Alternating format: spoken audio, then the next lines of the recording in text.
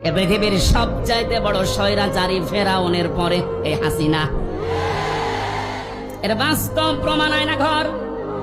আমি মাটির নিচে যতদিন ছিলাম জানি না যে দুনিয়া বলে কিছু আছে কিনা। আমারে যারা নিয়েছিল রিমান্ডের নাম করে নিয়েছে তো, অথচ নিয়েছে তো মাটির নিচে। এত কঠিন অবস্থায় রেখেছিল, এত অসহায় হচ্ছিল মনে নিজেকে যে আল্লাহ পৃথিবীতে তুমি ছাড়া মনে হয় আর কেউ নেই। কারণ আমি বিচ্ছিন্ন ছিলাম দুনিয়া থেকে।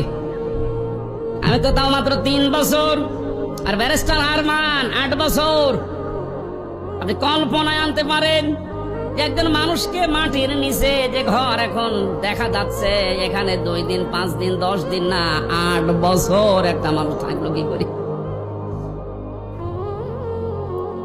এটা টুরিস্ট প্যালেস হিসাবে আমার মনে হয় যারা দায়িত্বে আছে অন্তর্বর্তীকালীন সরকারের, তাদের উচিত হবে এটা